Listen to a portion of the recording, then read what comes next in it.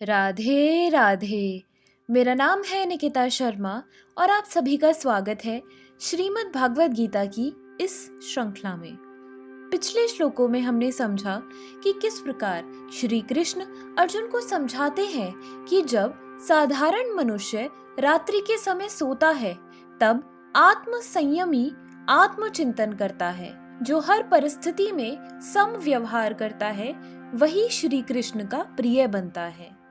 चलिए आज बढ़ते हैं अगले श्लोकों की ओर। श्रीमद् भागवत गीता के दूसरे अध्याय के 71वें श्लोक में कहा गया है, विहाय कामान्य सर्वान् पुमांश रचति निस्पृह निर्ममो निरहंकारः स शांति मधिगच्छति। अर्थात जिस व्यक्ति ने इंद्रिय तृप्ति की समस्त इच्छाओं का परित्याग कर दिया है, जो इच्छाओं से रहित रहता है और जिसने सारी ममता त्याग दी है तथा अहंकार से रहित है, वही वास्तविक शांति को प्राप्त कर सकता है। निस्पृह होने का अर्थ है इंद्रिय तृप्ति के लिए कुछ भी इच्छा न करना। दूसरे शब्दों में कृष्ण भावना भावित होने की इच्छा वास्तव में इच्छा शून्यता या निस्पृहता है।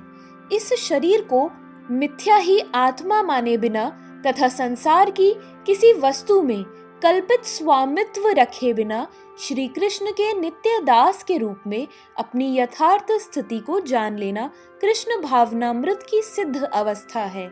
जो इस सिद्ध अवस्था में स्थित है वह जानता है कि श्री कृष्ण ही प्रत्येक वस्तु के स्वामी हैं। अतः प्रत्येक वस्तु का उपयोग उनकी तुष्टि के लिए किया जाना चाहिए। अर्जुन आत्म तुष्टि के लिए युद्ध नहीं करना चाहता था, किंतु जब वह पूर्ण रूप से कृष्ण भावना भावित हो गया तो उसने युद्ध किया, क्योंकि कृष्ण चाहते थे कि वह युद्ध करे। उसे अपने लिए युद्ध करने की कोई इच्छा न थी, किंतु वहीं अर्जुन कृष्ण के लिए अपनी शक्ति भर लड़ा। वास्तविक इच्छा शून्यता कृष्ण तुष्टि के लिए इच्छा है। यह इच्छाओं को नष्ट करने का कोई कृत्रिम प्रयास नहीं है।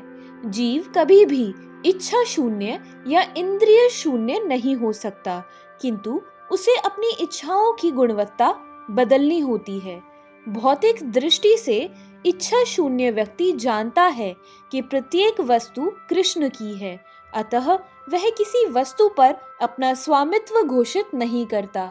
यह दिव्य ज्ञान आत्म साक्षात्कार पर आधारित है, अर्थात इस ज्ञान पर कि प्रत्येक जीव कृष्ण का अंश स्वरूप है और जीव की शाश्वत स्थिति कभी न तो कृष्ण के तुल्य होती है न उनसे बढ़कर।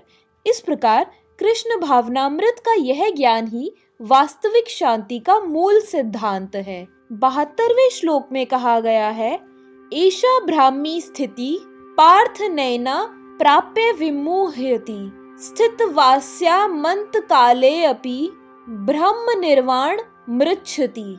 अर्थात यह आध्यात्मिक तथा ईश्वरीय जीवन का पथ है, जिसे प्राप्त करके मनुष्य मोहित नहीं होता।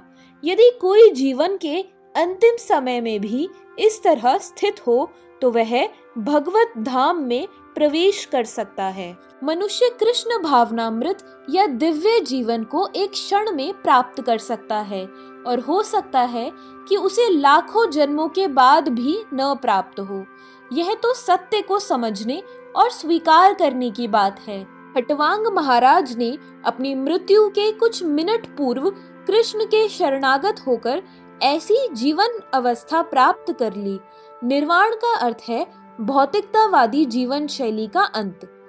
बौद्ध दर्शन के अनुसार इस भौतिक जीवन के पूरा होने पर केवल शून्य शेष रहता है, किंतु भगवद गीता की शिक्षा इससे भिन्न है।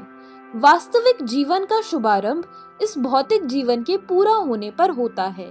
स्थूल भौतिकतावादी के लिए यह जानना पर्याप्त होगा कि इस भौतिक जीवन का अंत निश्चित है, किंतु आध्यात्मिक दृष्टि से उन्नत व्यक्तियों के लिए इस जीवन के बाद अन्य जीवन प्रारंभ होता है।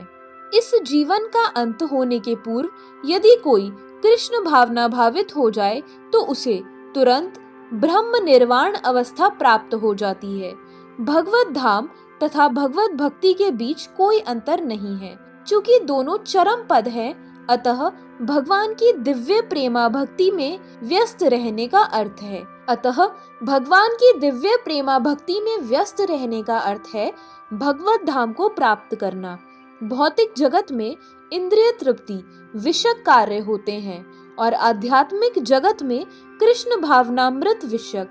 इसी जीवन में ही कृष्ण भावनामृत की प्राप्ति तत्काल ब्रह्म प्राप्ति जैसी है, और जो कृष्ण भावनामृत में स्थित होता है वह निश्चित रूप से पहले ही भगवत धाम में प्रवेश कर चुका होता है। ब्रह्म और भौतिक पदार्थ एक दूसरे से सर्वथा विपरीत हैं, अतः ब्राह्मी स्थिति का अर्थ है भौतिक कार्यों के पद पर न होना। भगवत गीता में भगवत भक्ति को मुक्त अवस्था माना गया है, अतः ब्राह्मी स्थिति भौतिक बंधन से मुक्ति है। इसी के साथ श्रीमद् भागवत गीता का दूसरा अध्याय समाप्त होता है। अब अगली वीडियो में मिलते हैं अध्याय 3 के श्लोकों के साथ।